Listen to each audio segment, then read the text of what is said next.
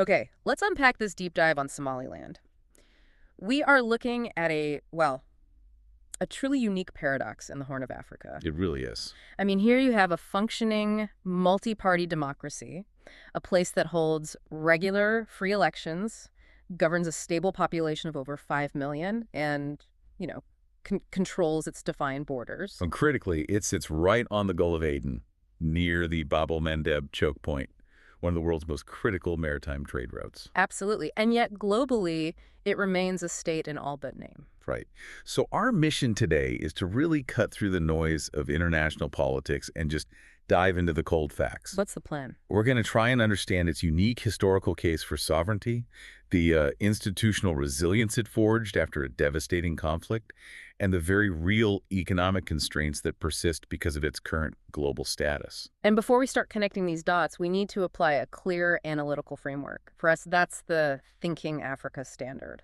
That is essential, especially when we deal with contested sovereignty. We have to be rigorous, meaning we must separate the verifiable facts, like treaty dates, election outcomes, or population statistics, from interpretations. And those interpretations, we attribute them to scholars, reports, or legal arguments. Exactly. We'll present the evidence, the different legal views, and do it neutrally. We have to acknowledge the complexity so that you, the listener, have the context to understand this whole situation. Okay, so let's start right at the beginning, the historical foundation. Because the entire legal argument for Somaliland really hinges on geography and colonial history. It does. The territory it claims today is identical to the former British Somaliland Protectorate. That's the starting point. And that's a verifiable fact of international borders. Completely. The current boundaries aren't just arbitrary lines in the sand. They are defined by a series of specific 19th century treaties recognized by international powers at the time. Can you break those down for us? Sure. You have the Anglo-French Treaty of 1888, which establishes the border with modern-day Djibouti. Then there's the Anglo-Ethiopian Treaty of 1897, defining the border with Ethiopia. And finally, the Anglo-Italian protocols from the early 1890s, which demarcate the eastern line with what became Italian Somalia. So the legal foundation of this specific territory, the former protectorate, was clearly delimited long before the 1960s. And this is where it gets really interesting. What happens in 1960? Well, we hit the moment of independence, and it's just a flashpoint. Somaliland gains its independence from Britain on June 26, 1960. And it was immediately recognized, right? It wasn't in a vacuum. Instantly. 35 UN member states recognized it. For a very brief period, it was a sovereign entity on the world stage. But then, just days later, something changes. Something huge. Driven by this really intense political fervor of the pan-Somali dream, that aspiration for a greater Somalia symbolized by the five-pointed star, it voluntarily rushes into a merger with Italian Somalia on July 1st, 1960.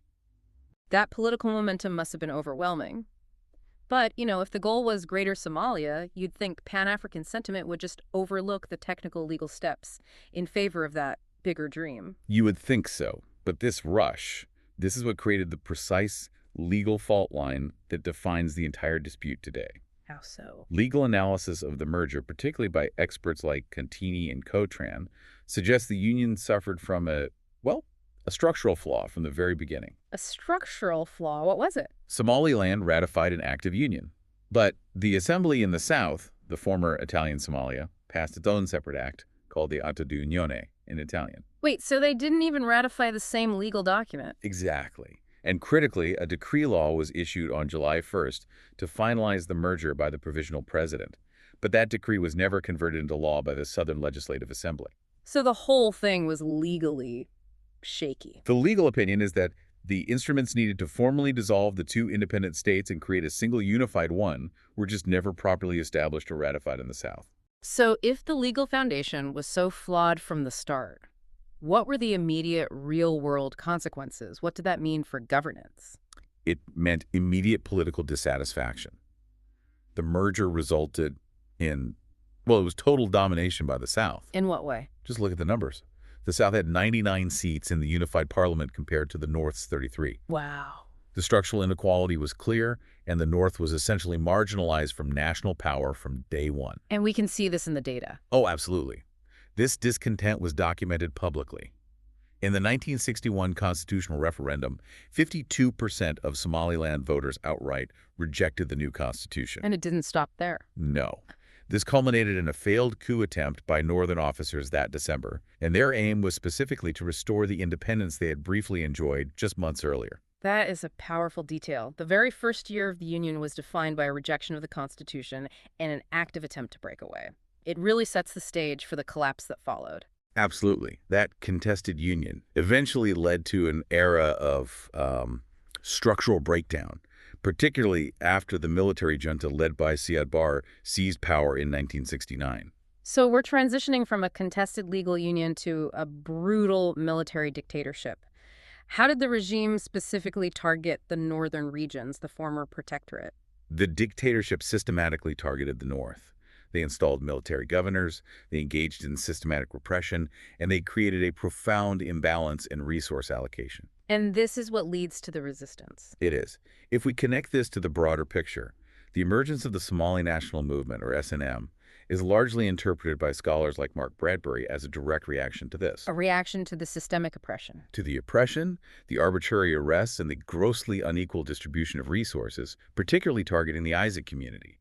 It wasn't just political disagreement. It was a movement driven by survival against a state that was, terrorizing its own citizens. And this is where the cost of that conflict becomes absolutely staggering. The sources document the sheer trauma of the late 1980s. It was devastating, one of the darkest periods in Somali history.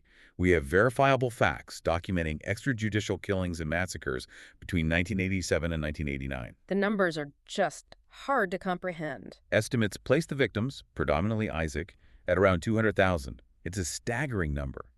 But the brutality went beyond direct attacks. The systematic use of landmines had a profoundly damaging structural impact on the region. How did landmines specifically impact the economic structure? I mean, beyond the immediate physical danger. Well, the majority of the population are nomadic pastoralists. The landmines were laid precisely along crucial grazing routes and water sources. So it directly targeted their way of life. It was a direct economic and livelihood weapon, Yes. since livestock exports traditionally form the backbone of the economy. Crippling these routes destabilized the entire way of life for hundreds of thousands of people. And organizations like the Peruvian team of forensic anthropology have documented this, right? They've investigated the mass graves. Yes, ensuring that this historical trauma is verifiable. And this leads directly to the final push for reasserted sovereignty. May 18th, 1991. Exactly. Following the SNM's victory and the collapse of the dictatorship, the Grand Conference of Clan Elders formally declared the restoration of the Republic of Somaliland's sovereignty. Reverting to the 1960 borders of the British protectorate. The very same ones. But the territory they inherited was war-ravaged. Major cities like Hargeisa were rubble. They had to start rebuilding institutional infrastructure from absolutely nothing while still dealing with active inter-clan disputes and demobilizing fighters. What's so fascinating about the rebuilding process is that it didn't rely on a massive influx of external aid or some UN-drafted plan. It was built from the ground up. That is the essential structural factor that distinguishes Somaliland's experience. Peace building was achieved through a decentralized bottom-up process. Using traditional structures. Precisely. Using traditional mechanisms for reconciliation. We see evidence of this through a whole series of clan-based conferences. 39 meetings took place between 1991 and 1997. And the goal was what? The goal was to restore community relations, settle property disputes, and establish a stable security regime without relying on a central authority that had so catastrophically failed them.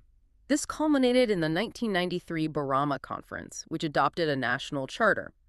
So how did they successfully integrate these, highly localized traditional clan structures into a modern democratic framework? That seems like a massive governmental challenge. They created a unique hybrid system, one that blends modern Western Republican structures with deep-rooted African customary governance. So what does that look like in practice? It's a presidential republic with a bicameral parliament.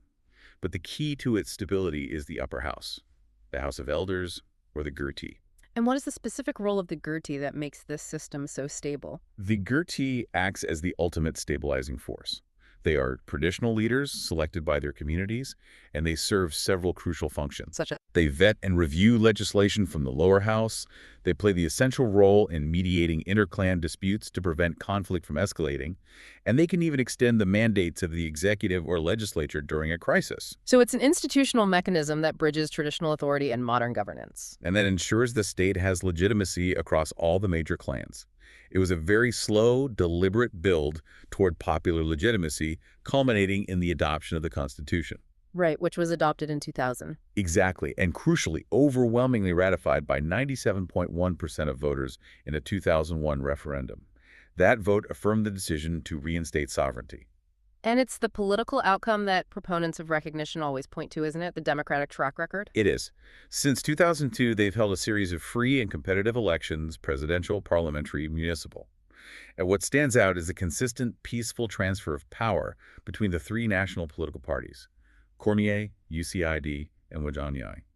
That level of institutional stability is rare in the region. So, given that impressive institutional stability and the demonstrated popular will you just described, how does the world square that with the strategic importance of the geography? Let's turn to the geopolitical and economic reality. What's fascinating here is the sheer technical validity of their case for statehood. You're talking about the Montevideo Convention. Yes, most legal experts agree that Somaliland fulfills the criteria of the 1933 Montevideo Convention, which is widely considered customary international law. Remind us what those criteria are. A permanent population, which is estimated at 5.7 million. A defined territory based on those colonial treaties. An effective government demonstrated by decades of stability and the capacity to enter relations with other states. And we know this legal argument has been acknowledged by key external bodies, bodies that are usually very cautious about endorsing secession. That's a critical piece of evidence. The African Union fact-finding mission in 2005 is highly relevant here. Why is that mission so important? It suggested that Somaliland's case is historically unique and self-justified. And to understand why that finding is so powerful, we have to talk about udi possidetis. That's a classic international law term that doesn't often come up. Can you define udi possidetis for us conversationally? It's essentially the international rule that African nations must stick to the colonial era boundaries they inherited at independence. To avoid chaotic border wars across the continent, it's a principle designed to discourage secession. Precisely.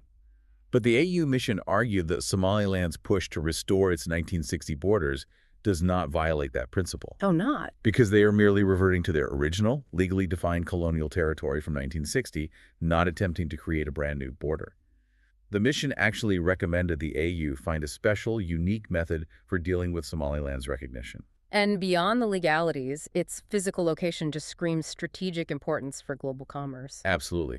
Somaliland is positioned along the Gulf of Aden near the Bab el-Mandeb choke point, a gateway through which massive volumes of global sea traffic must pass. And economically. The country's backbone remains livestock exports.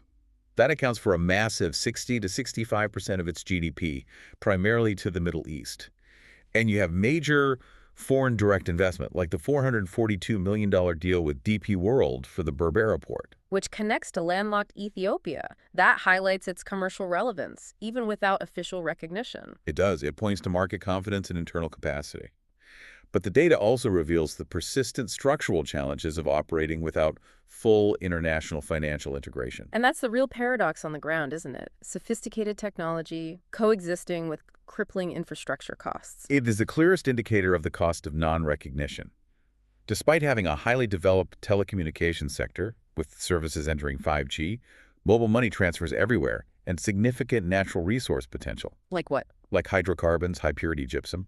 But the cost of fundamental utilities remains astronomical. Give us a number to help put that into perspective. The electricity tariff rate is among the highest in Africa. It ranges from $1 to $1.40 per kilowatt hour. $1.40 per kilowatt hour. That's incredible. Think about that price. It means a typical family or a small business in Hargeisa is paying several times what someone in Europe or North America pays, just to keep the lights on. And why is it so high? It's purely because, without full international recognition, the country can't access institutional large-scale concessional loans from bodies like the World Bank or the IMF. So they can't build clean, centralized power grids. They can't. They remain dependent on expensive, fragmented, imported diesel generators. This lack of financial integration is the key structural barrier preventing any large-scale industrial growth. So to summarize the journey, we started with the defined British protectorate, saw a contested and legally flawed merger in 1960, endured a brutal war of independence, and then witnessed the painstaking creation of a resilient, functioning democracy that manages peaceful transfers of power. A nation that meets the technical legal criteria for statehood but remains outside the global club. The structural stability, the demonstrated popular will through referendums, and the decades of peace-building initiatives. These are all verifiable facts. So the question we're left with isn't really about the technical requirements. No. The question is not about whether Somaliland meets the technical requirements of statehood. Many experts agree that it does. The crucial geopolitical question, as highlighted by that AU mission, is this. Go on. In a global system designed to discourage border changes, the Utopasidetis principle, what moral or historical threshold must a state cross through demonstrated peace, democratic governance, and popular will to overturn the default status quo of non-recognition? Especially when that status quo is rooted in a legally flawed and historically destructive union. Exactly. That context is what truly makes this case unique in modern African history.